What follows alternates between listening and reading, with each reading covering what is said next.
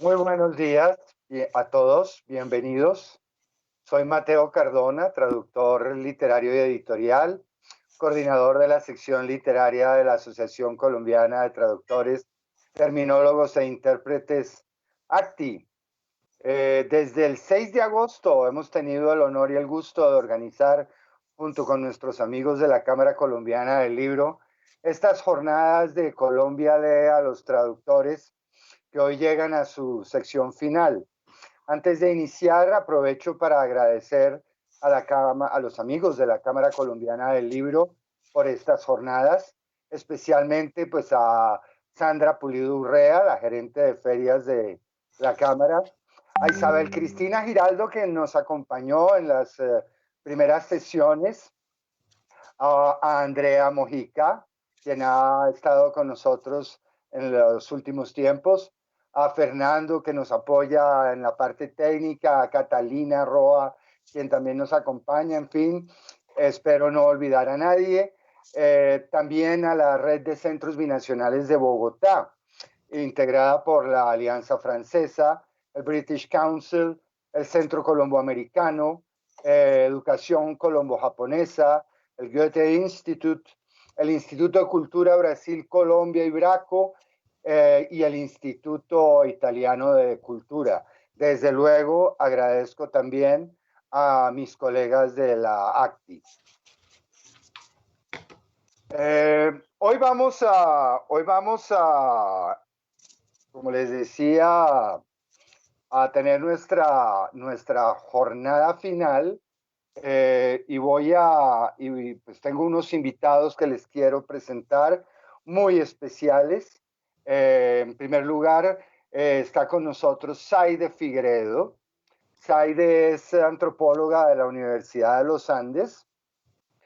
Tiene estudios de maestría en lingüística hispánica y lengua y civilización francesa de la Universidad del Rosario. Es traductora e intérprete del francés desde 1993. Durante 7 años ha sido profesora de teoría y práctica de traducción francesa-español en el programa de filología francesa de la Universidad Nacional. Entre 2010 y 2018 fue profesora de traducción general en la especialización en traducción de la Universidad del Rosario. Y en este momento Zaide adelanta estudios de doctorado en literatura en la Universidad de los Andes, con estudios específicos en traducción literaria. En segundo lugar, también por Colombia nos acompaña el profesor Jaime Velázquez, magíster en investigación psicoanalítica y traductor del inglés y del francés al español de la Universidad de Antioquia, miembro de la Asociación Colombiana de Traductores, Terminólogos e Intérpretes, al igual que Zaide, perdón. Jaime es traductor literario, editorial y audiovisual y cuenta con 7 libros traducidos. Jaime además es docente del pregrado en traducción de la Universidad de Antioquia y de Logos Psicoanalítico en Medellín. Igualmente, Jaime es coautor del libro Psicoanálisis y Lingüística, aparecido en 2007. Last but not least, Arturo. Está con nosotros Arturo Vázquez Barrón. Arturo es, pues además de un gran amigo, es el fundador y actual presidente de Ametli. Arturo se ha dedicado a la formación de traductores literarios desde 1982 y ha impartido talleres y seminarios de traducción, de traductología y de crítica de traducción en diversas instituciones como el IFAL, el ICIT, la Universidad Veracruzana y el Colegio de México. Arturo también es el director académico del Diplomado en Traducción Literaria y Humanística de Ametli, la Asociación Mexicana de Traductores Literarios. Premio Italia Moraita en la categoría de trayectoria en traducción. Arturo ha traducido y publicado, entre otros, a Roland Barthes, Tahar Bekri, Albert Camus, Aimé Césaire, Jean Cocteau, Jean-Louis Combet, Jean Echenoz, Sofa Fati, Jean Genet, Marcel Joindot, Dominique Fernandez, Georges Ivanov, Kulsi Lamko, Pierre Michon, Yves Navarre, Marie Nimier, Bernard Noël, Annie Saumon, perdón, Michel Tournier, Marguerite Yourcenar, entre otros. Y hoy los hemos invitado con una pregunta muy general o un tema muy general que digamos gravitará sobre la mesa de hoy, que es traducir literatura, arte, oficio, técnica o saber transmisible. Entonces, sean todos bienvenidos. Quisiera arrancar con Saide. Saide, buenos días. Tú estás desarrollando unos estudios de doctorado en torno a la traducción de literatura y según pudimos escucharte meses pasados, una ponencia en el coloquio de la ACTI, manejas un concepto muy interesante que se llama el contextualismo radical.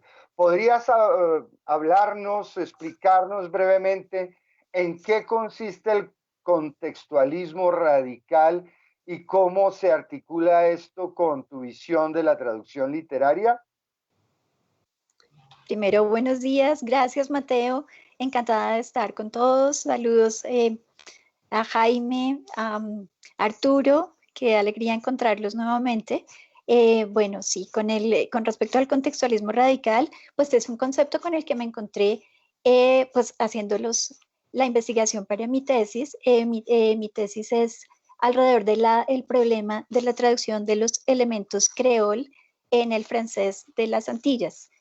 Trabajo sobre una autora muy famosa que también está traducida al español ya, llamada Simone Schwarzbach, una autora guadalupense, y pues mi pregunta de investigación es eso, ¿cómo traducir una lengua que no existe, porque es francés? Ella no escribe en creol, aunque por supuesto su lengua materna es el creol, conoce el creol, y ella misma hace un ejercicio de traducción cuando escribe sus libros. Dice ella que escribe por capas, es decir, que se impregna de toda una atmósfera de lengua creol y de cultura creol.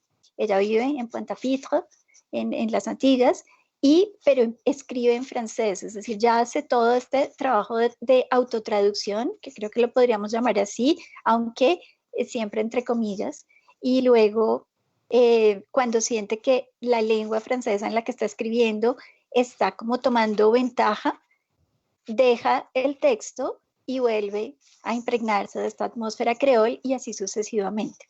Entonces, pues nada, yo llegué con la idea, como buena antropóloga, de hacer una traducción cultural, de mostrar a ese otro caribeño, a esa mujer caribeña que escribe a menudo en primera persona al español, y pues me encontré, debo decir que pues en mi trabajo en la Universidad de los Andes, el Departamento de Lenguas y Cultura, pues uno de los componentes esenciales desde hace muchos años es el componente de estudios culturales. Todos los profesores estamos comprometidos con este proyecto, que es, entre otros, un proyecto político de los estudios culturales, y el contextualismo radical es uno de los conceptos fundamentales.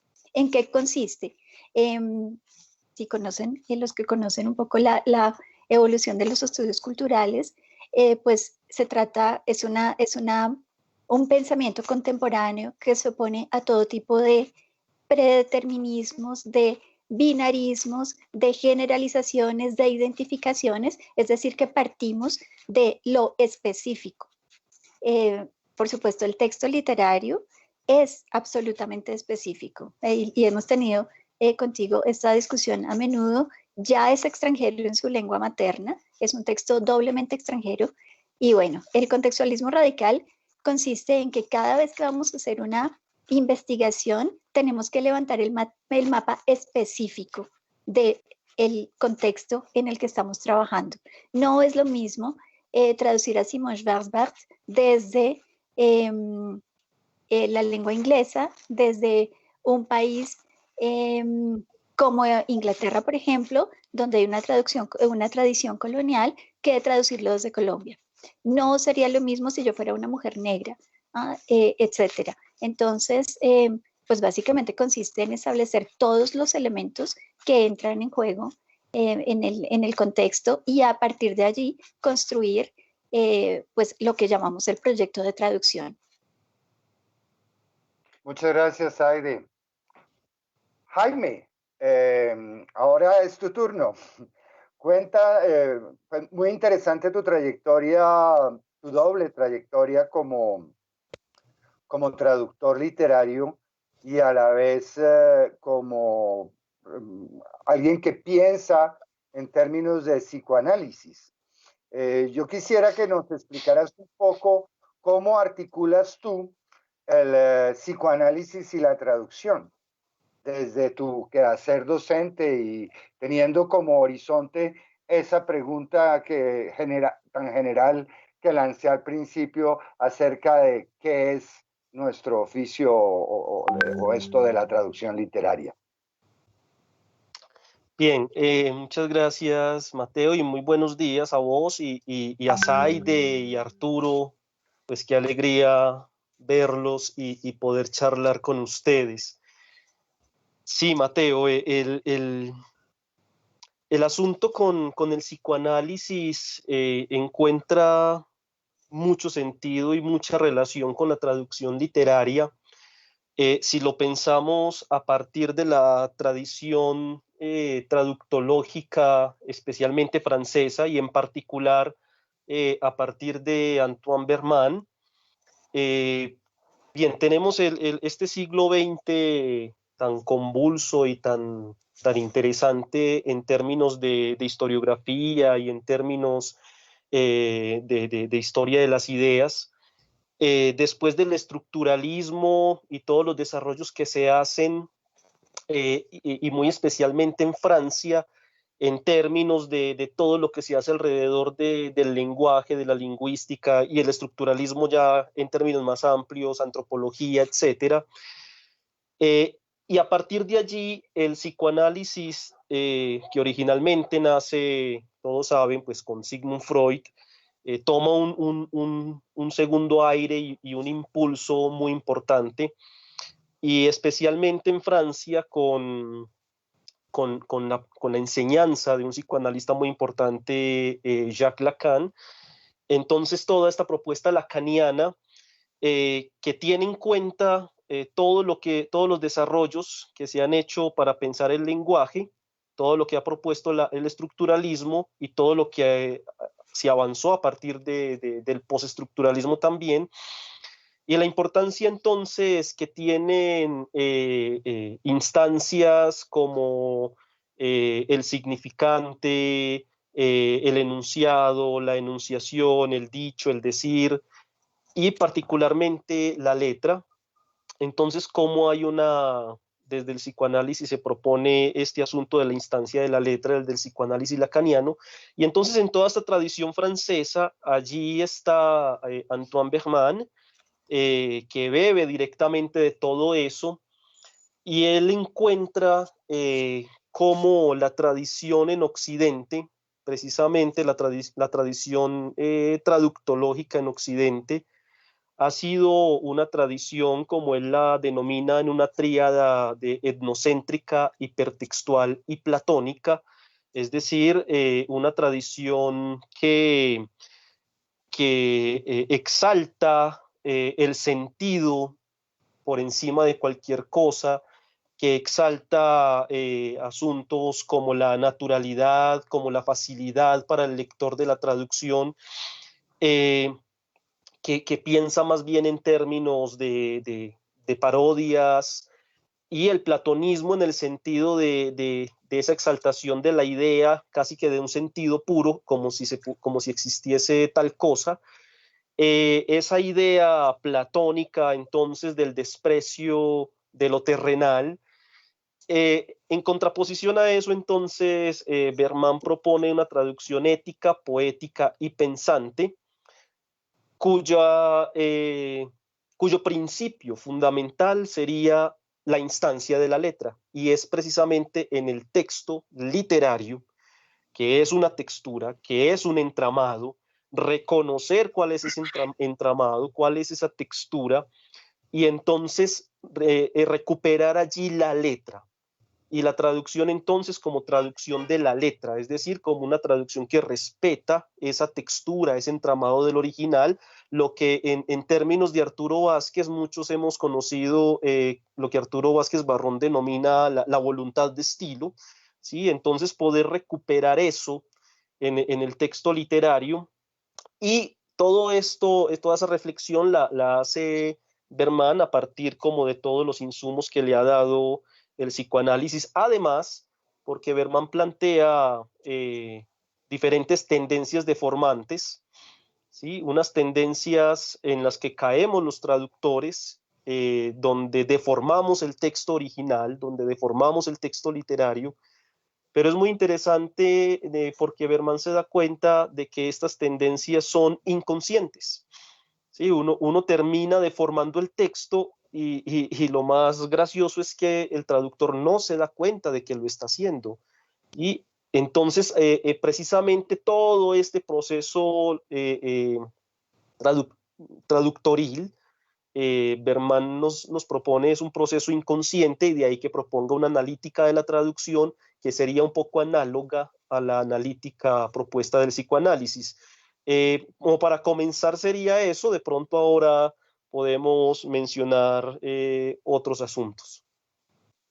Muchas gracias, Jaime.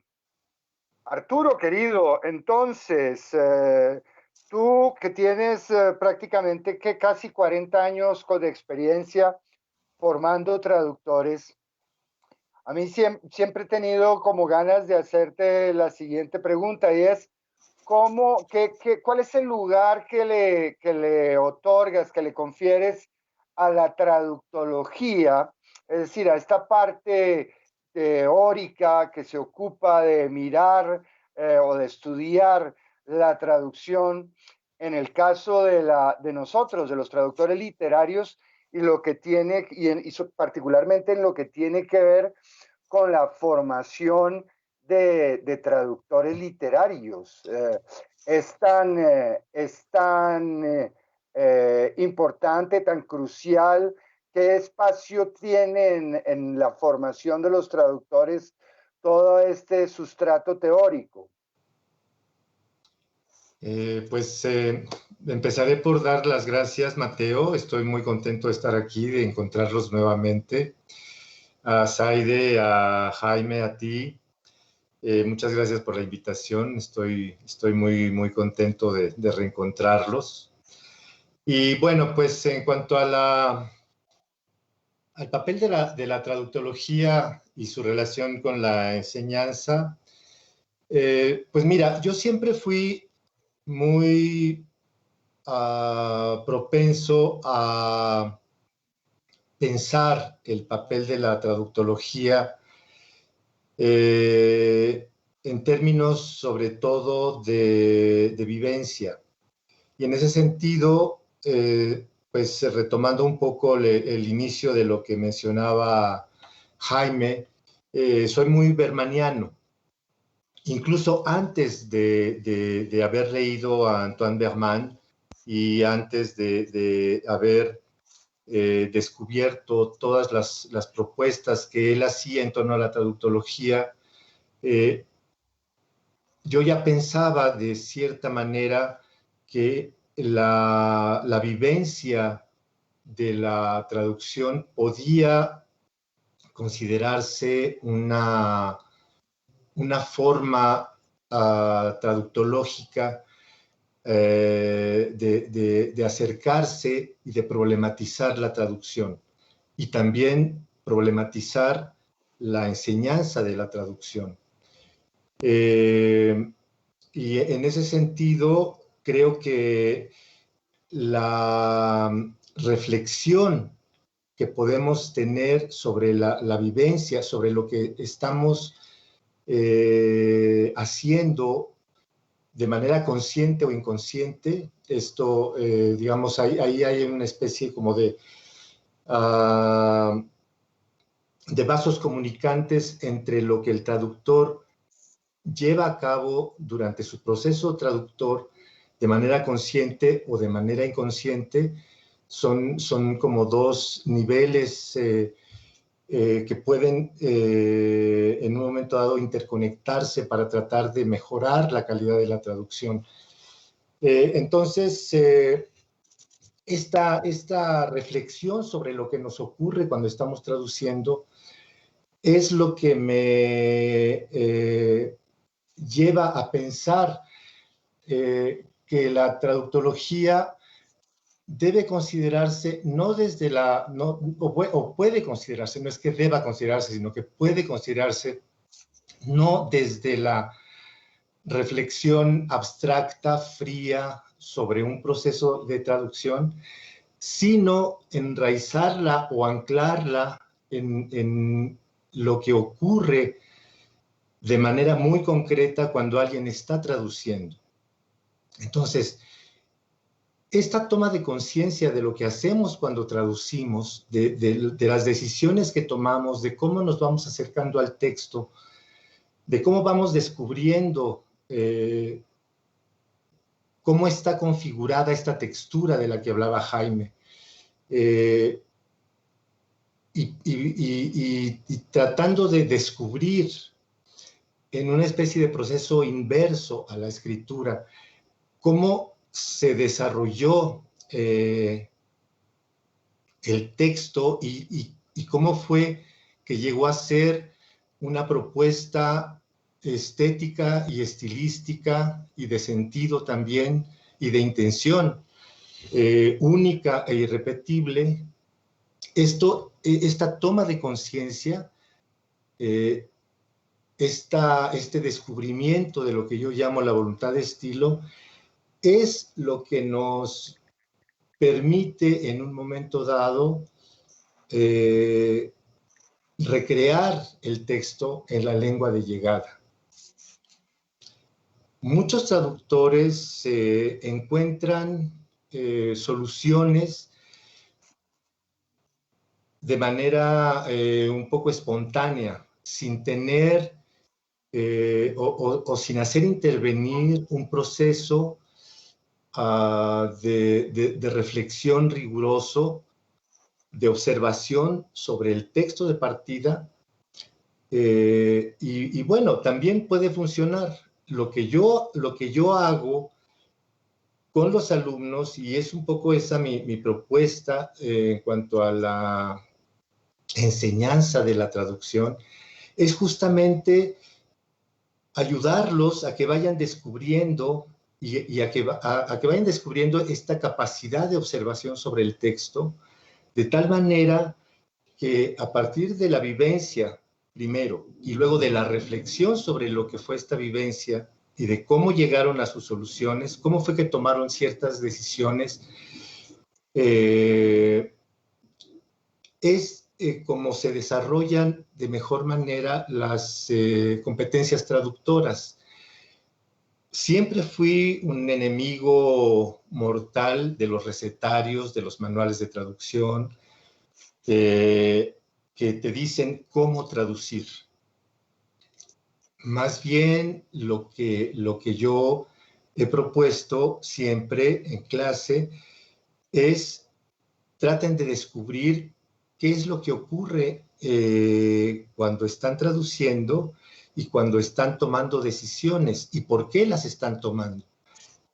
El proceso de traducción simplemente es un proceso de elecciones diversas y de tratar de encontrar la mejor solución posible para un problema determinado que se encuentra en el texto.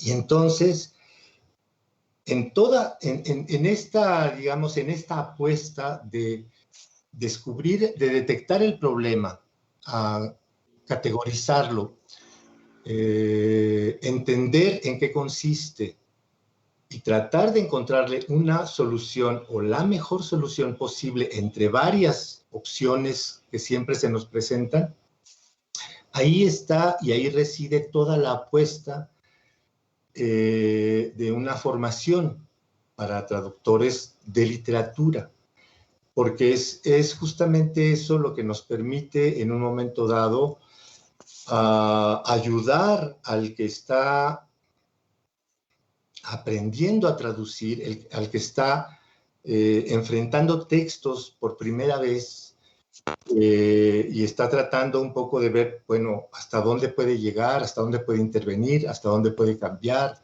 etcétera. Descubrir este tipo de toma de decisiones, volverlo consciente, volverlo riguroso. Esa es la parte importante de esta traductología. Y es por eso que yo no me apego tanto a las abstracciones teóricas que son válidas, pues son muy interesantes, nos ayudan también a entender ciertos fenómenos, pero es sobre todo en el nivel mucho más, digamos, ¿cómo lo podría decir? Tal vez terrenal, tal vez más anclado en lo que hace el traductor de carne y hueso, y que muchas veces tiene preocupaciones sobre todo orientadas a cómo resolver los problemas muy concretos y de manera muy, muy práctica, pues. Pero seguramente esto lo podremos como profundizar un poquito más adelante. A mí me gustaría saber, por ejemplo, qué piensa Saide al respecto y en qué medida ese método o ese procedimiento que nos presentó brevemente Saide es hasta cierto punto compatible, el del contextualismo radical, con tu insistencia en la vivencia del proceso personal de traducción. Saide. Pues realmente lo que pasa es que nosotros trabajamos con palabras, ¿no? Como con una parte, con una materialidad y necesitamos estar allí presentes todo el tiempo. Entonces, pues el contextualismo radical, y creo que es también compatible con todo lo que acaba de presentar Arturo, es realmente levantar el mapa específico de la traducción específica que tenemos por delante. Entonces, creo que en otras palabras, sería un poco realmente eso que menciona Arturo sobre conocer el texto, ¿no?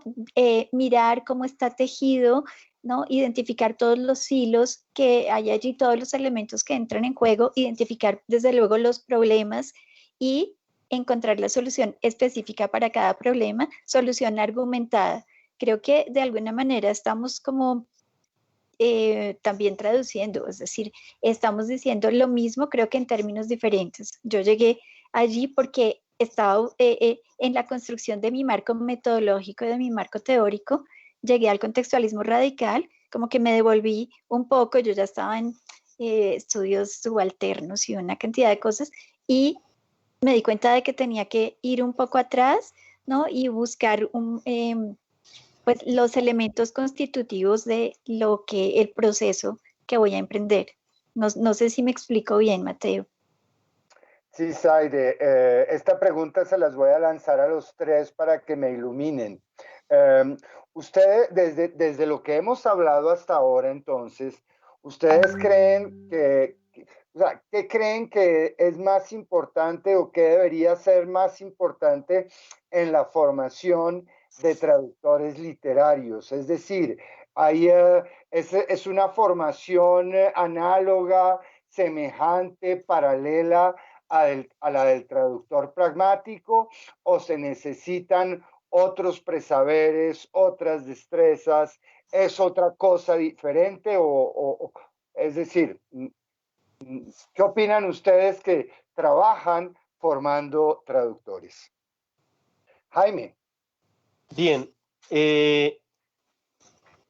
A ver, lo primero que quiero mencionar es que, a ver, desde el psicoanálisis, Freud en algún momento propuso que hay tres labores imposibles. Y esas tres labores imposibles son psicoanalizar, gobernar y educar. ¿Sí?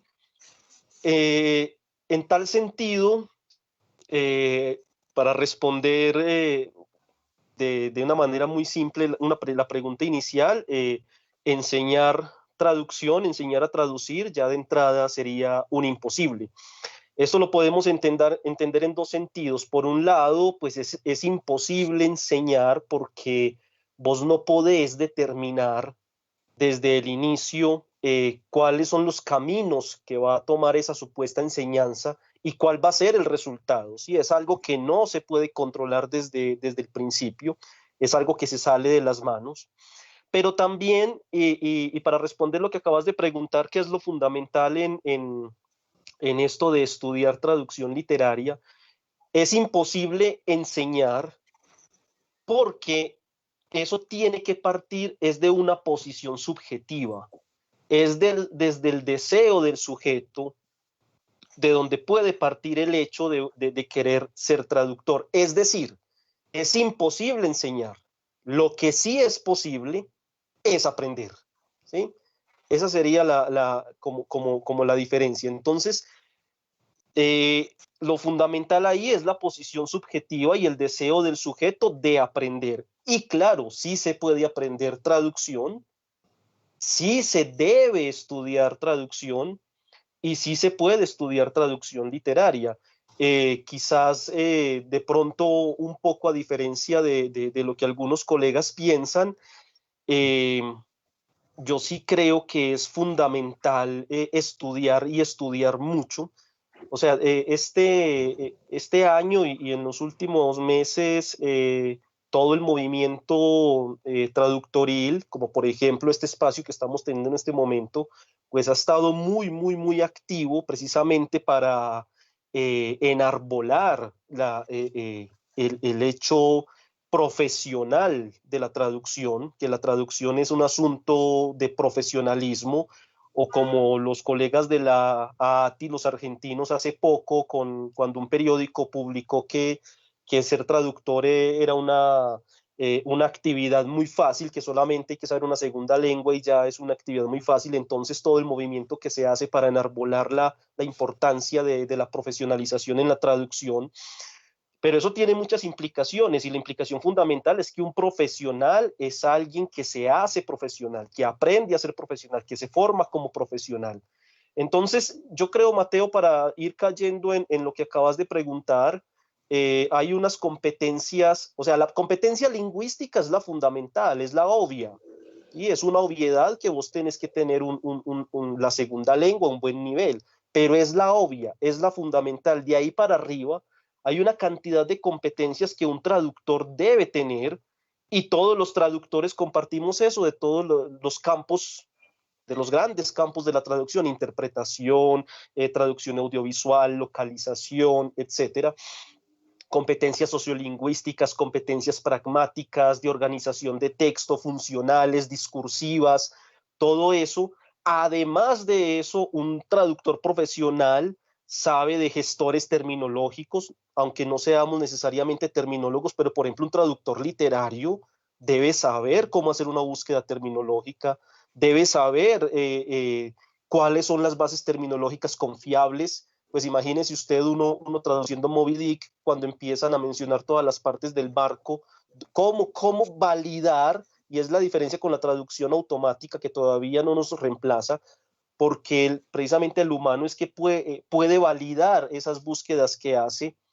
Están esas competencias de gestiones, de memorias, de traducción, de documentación, competencias fundamentales que todos los traductores compartimos. Pero ya de ahí, en cada ámbito de la traducción, ya sea el intérprete, ya sea el traductor audiovisual o el traductor literario, tiene ya unas competencias muy específicas.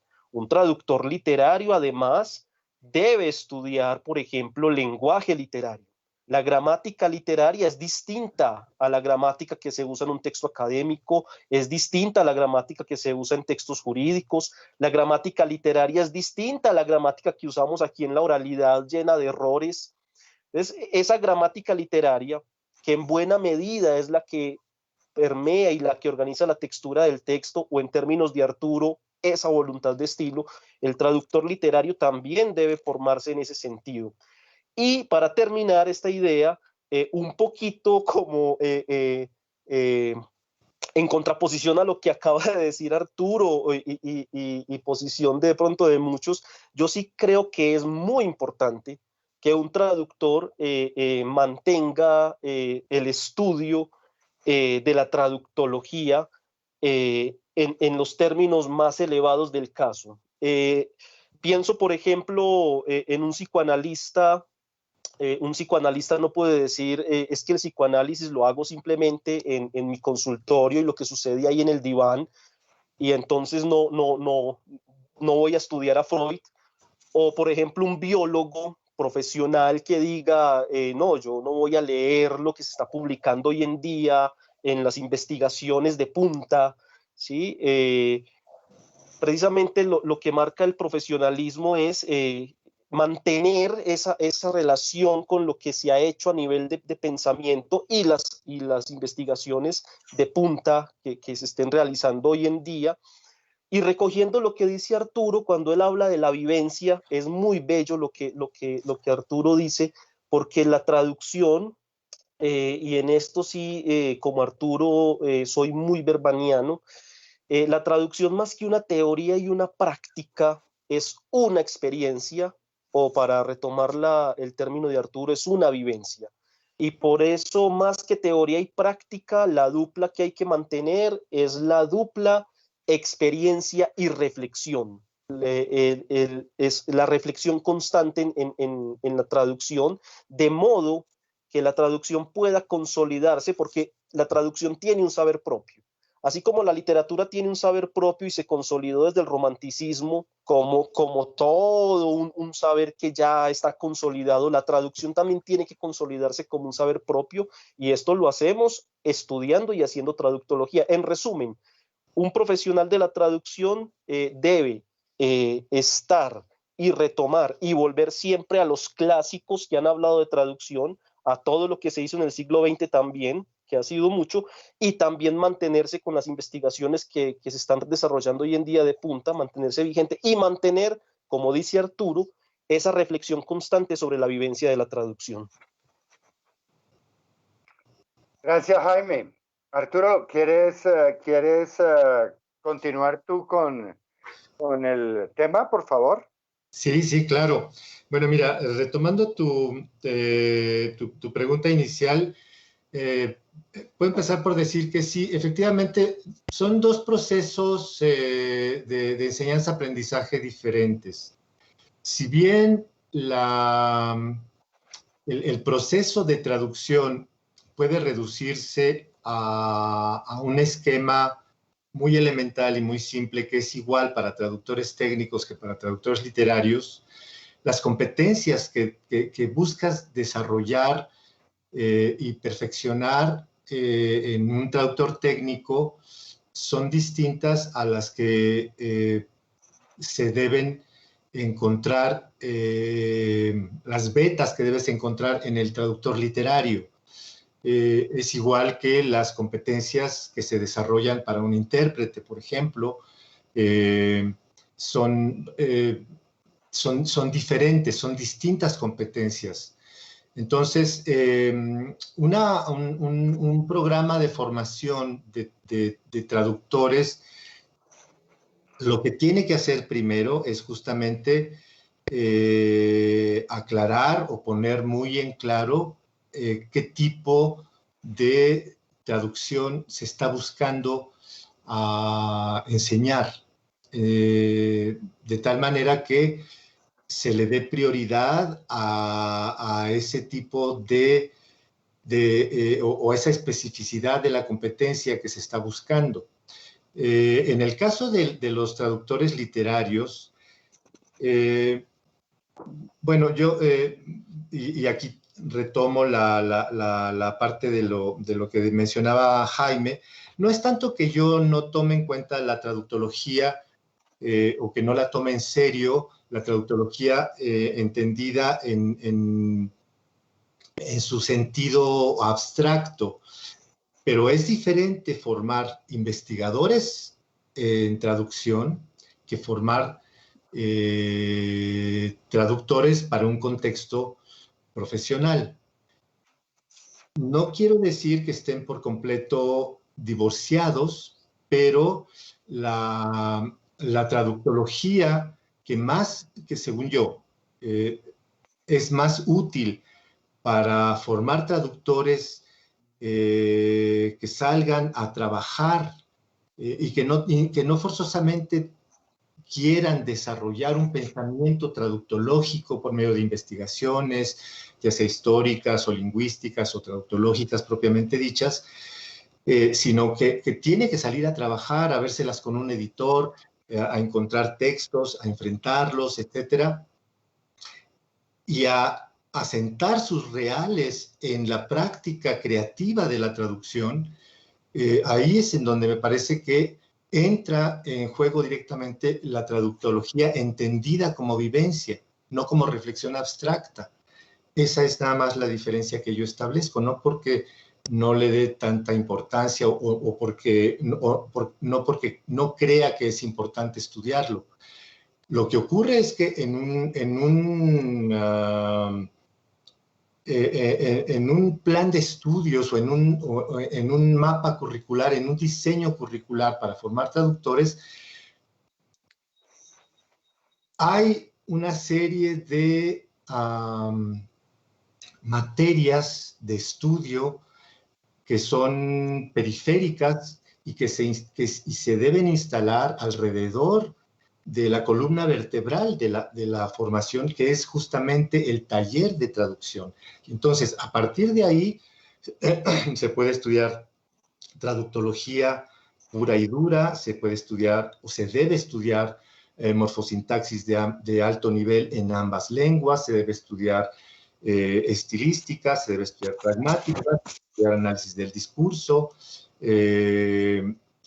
técnicas de investigación, etcétera. Es decir, una formación de tipo interdisciplinar que ayude a configurar toda una serie de capacidades que son esenciales para el traductor literario. Pero la columna vertebral tiene que seguir siendo la práctica de traducción, el taller de traducción, y alrededor de ahí se debe organizar todo lo demás. Ahora, ¿qué es lo que ocurre en el taller de traducción o en esta columna vertebral de la que hablo? Si estamos hablando no de traducción técnica o pragmática, sino de traducción literaria, creo que lo que nunca debemos perder de vista es que no estamos formando lingüistas que van a traducir, sino estamos formando escritores que van a traducir. Es decir, artistas que van a generar textos literarios, es decir, van a escribir sus traducciones.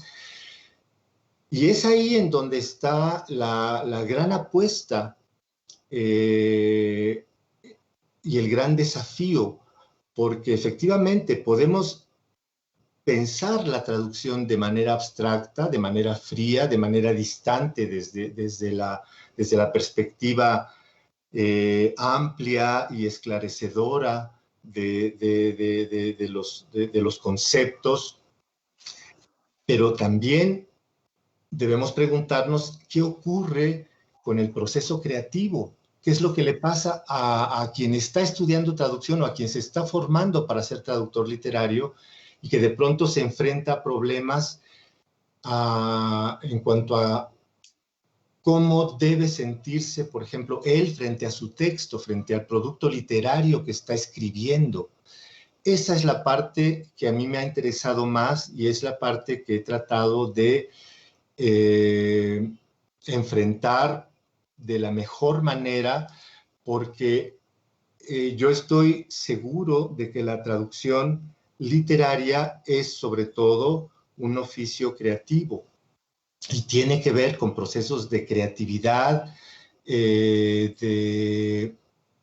o sea, el traductor literario no es solamente un transcriptor, no es solamente alguien que escribe mecánicamente un texto literario creado por alguien más y lo copia y lo transcribe en otra lengua. Hay procesos muy personales, muy íntimos que entran en juego ahí. Y esa es la parte más delicada de todo el proceso de formación, porque en tanto nosotros no podamos transmitirle al aprendiz no solamente la idea de que dentro de sus capacidades y dentro de su potencial, él puede equipararse con un escritor en lengua extranjera, porque eso es lo que está haciendo, está poniéndose al tú por tú con alguien que ya publicó un texto y que puede ser muy reconocido. Y entonces necesita sacar de lo más profundo que tiene la capacidad de generar un texto que sea un texto literario equivalente al otro, con las propias herramientas de la lengua, etc. Aquí intervienen toda una serie de competencias periféricas de las que hablaba hace un momento, pero que deben estar organizadas y enfocadas a ayudar y a apuntalar la práctica de la traducción entendida como taller. Entonces, ¿qué es lo que ocurre ahí? Cuando nos preguntan, bueno, pero, a ver, ¿cómo puedo resolver este problema? ¿Qué es lo que tengo que hacer? ¿Hasta dónde puedo intervenir en el texto? ¿Es válido, por ejemplo, cambiar una palabra por otra, un sustantivo en francés o en italiano o en inglés o en la lengua que sea, por este otro? ¿Puedo hacer una modulación? ¿Puedo hacer un intercambio de categorías gramaticales? ¿Puedo hacer una adaptación? ¿Debo encontrar una equivalencia? ¿Tengo que hacer...? O sea, todo eso forma parte de un arsenal de reflexiones y de herramientas técnicas que están al servicio de un proceso creativo. Pero no debe perderse nunca de vista que el objeto que estamos persiguiendo realizar es un objeto artístico. Es una cuestión en la que puede haber anomalías, puede haber imperfecciones, puede haber opciones personales con las que muchas veces ni siquiera podemos estar de acuerdo, pero que pueden ser buenas, que pueden ser válidas. Y esto es lo que le da a la formación de traductores literarios esa enorme plasticidad y ese enorme potencial creativo. Lo que ocurre en un taller de traducción conformado por 10 personas, por ejemplo, incluido el que podríamos llamar tutor, profesor, coordinador, etcétera, es fantástico por la enorme cantidad de posibilidades que se están generando todo el tiempo, posibilidades de pensamiento, posibilidades de elección.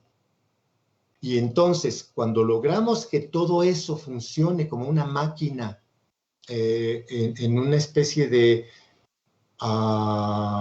sistema muy bien aceitado, orgánico, que está todo el tiempo produciendo soluciones para los problemas que se están encontrando de manera colectiva, y cuando se comparte todo esto en el grupo y en el taller, esta toma gradual de conciencia de que alguien puede producir, por ejemplo, una solución que puede resultar sorprendente y que nadie había encontrado. Y de pronto todo el grupo se da cuenta de que, ok, sí, está muy bien. Y que además de esa, puede haber otras que tal vez sean menos buenas, pero que son igualmente interesantes. Y que cada una de esas soluciones va encontrando como su acomodo en el nuevo texto. Si eso se logra en el taller de traducción, entonces lo que se está haciendo realmente es proporcionarle al grupo la conciencia de que la traducción es posible, con todas las imperfecciones que se puedan encontrar en esas traducciones. Yo siempre he dicho que es necesario desdramatizar el asunto de la traducción literaria, porque no hay una traducción literaria perfecta. La perfección no la debemos poner como como un fin último en el proceso de enseñanza-aprendizaje o en nuestras apuestas de formación. La perfección en la literatura no existe. Eso es un falso dilema. Entonces, cuando logramos que el alumno deja de sentirse culpable porque su traducción no es lo suficientemente buena, ya dimos un paso gigantesco. Sobre todo si además de que deja de sentirse culpable con esta cosa que nos han colgado durante tanto tiempo de que el traductor es un traidor, esto hay que desecharlo ya de una vez por todas. O sea, no hay manera de seguir sosteniendo esto. Claro que la traducción es traicionera y el alumno se siente muy culpable de no poder generar un producto perfecto, pero cuando esto se logra, entonces podemos darnos cuenta de que damos paso y abrimos la puerta así de par en par a la democratización de la traducción. Porque entonces podemos tener la conciencia de que para una obra escrita en original puede haber muchas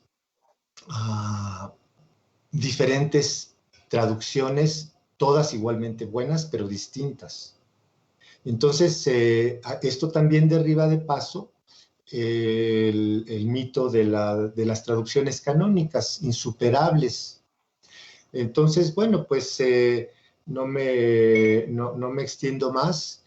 Esa es, me parece, la diferencia principal entre la enseñanza de la traducción literaria y la otra, que es la pragmática. Entonces, la traducción técnica tiene otros requerimientos, solicita otras cosas y pone en práctica otros mecanismos de reflexión sobre el texto que no tienen que ver con cuestiones estéticas propiamente dichas o no prioritariamente. Y ahí es en donde está toda la apuesta. Muchas gracias, Arturo. Pues maravilloso, sobre todo porque como me lo esperaba, Jaime y tú nos han hablado desde perspectivas diferentes, complementarias, no necesariamente opuestas, pero sin duda diferentes. Yo quisiera preguntarle a Zaide, ¿por qué lado van tus afinidades, querida? ¿Estás más con lo que nos expuso Jaime o más desde lo que nos habló Arturo? Con ambos, Mateo, qué pregunta tan tramposa que haces. Qué delicia además oírlos a ambos. Pues mira, yo sí pienso, y en esto comparto cosas con ambos, pero con Jaime, empiezo con Jaime. Yo pienso que entre la traducción en general y la traducción literaria hay mucho como un fondo común. Ay, pero la formación literaria, evidentemente la traducción literaria es una traducción especializada, altamente especializada, pero creo que básicamente un traductor literario, antes de todo es un traductor, y hay muchos problemas que comparten, por ejemplo, en mi caso, que tengo mucha experiencia en traducción sociolingüística, en traducción, perdón, sociohumanística.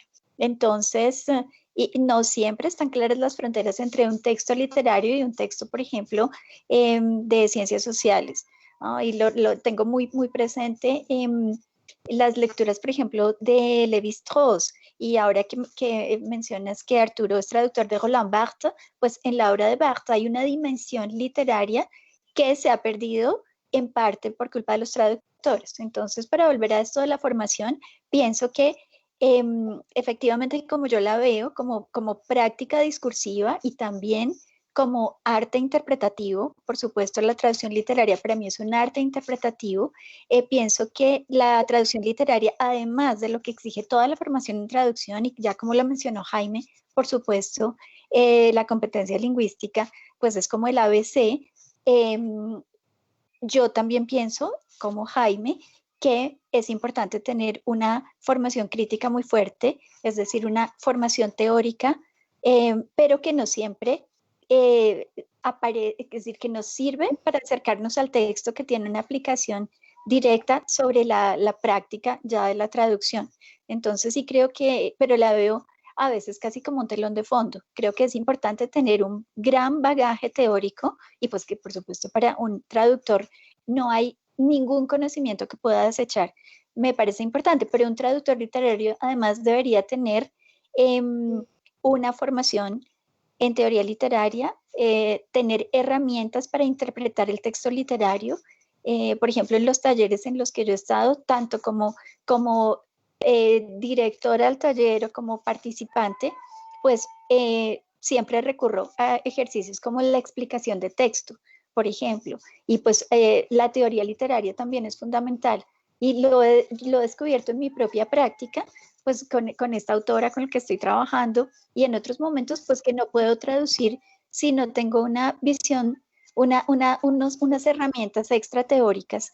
Por ejemplo, no siempre me sirve una teoría sociológica de la literatura para ciertos autores. A veces necesito una teoría psicoanalítica o a veces una teoría cultural, etcétera. Entonces diría, como para terminar, que se requieren como unas materias que van en el sentido de la traducción altamente especializada, una formación especializada. Entonces yo le pondría teoría literaria muy fuerte, desde luego traductología también muy fuertemente, y también mucho de escritura creativa, porque desde luego que comparto con Arturo, pues que se trata de un arte. Hay un ejercicio de creatividad, ¿no? En la medida en que nosotros interpretamos el texto original, pues también le prestamos a ese texto original nuestras palabras, ¿no? Y nuestro estilo, es decir, entendiendo el estilo del autor y tratando de descubrir y de recrear esa voluntad de estilo, pues necesariamente construimos otro texto. Entonces, pues creo que comparto elementos con ambos, en síntesis. Genial, Saide, muchas gracias. Arturo, ¿quieres replicar a Saide? No, simplemente confirmar que sí, efectivamente compartimos todo o gran parte de lo que hemos estado diciendo. Yo creo que estamos como bastante homologados, vamos en sintonía en ese sentido. Obviamente, la formación tiene que echar mano también de no solamente de cuestiones altamente teóricas, de alto nivel, efectivamente eso ayuda al rigor que se necesita para poder traducir. Pero también se necesita soltura, también se necesita espontaneidad, y se necesita que el aprendiz sea consciente de su escritura frente a las escrituras ajenas que está traduciendo. Entonces, por ejemplo, lo que menciona Saide de la escritura creativa, del estudio de las literaturas, de los análisis, del conocimiento, de todo el espectro literario de que disponemos para poder traducirlo, es fundamental. En lo que insisto somos escritores, somos creadores, no somos entidades frías que nos acercamos de manera pretendidamente objetiva a la literatura. Sí tenemos que hacerlo, tenemos que aprender a escudriñar objetivamente un texto por medio de todas las técnicas disponibles y de todas las disciplinas que nos pueden ayudar. Pero no debemos nunca perder de vista que lo principal es la literatura, es la generación de literatura traducida, que tiene también sus propias especificidades, pero eso ya es como aparte, ¿no? Entonces, creo que vamos en el mismo sentido, efectivamente. Magnífico, sí. Magnífico. Muchísimas gracias, Arturo. Gracias, Zaide. Gracias, Jaime. El tiempo aquí vuela realmente, pero no quisiera despedirme de ustedes ni dejar a nuestro público así nomás, ya que Jaime, el querido Jaime antes de la charla, antes de que estuviéramos al aire, me pasó una pregunta, bueno, me pasó un par de preguntas de estudiantes. Voy a leer una, Jaime, que es la que creo que puede Arturo, pues está dirigida a Arturo, responder más puntualmente antes de cerrar. Y es, Arturo, te preguntan cuántos años toma instalarse en el mercado de la traducción literaria, o por tu experiencia es una búsqueda continua.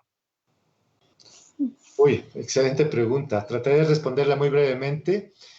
¿Cuánto tiempo lleva? Eso depende del contexto en el que estemos viviendo, de las condiciones de la industria editorial en la que vivamos.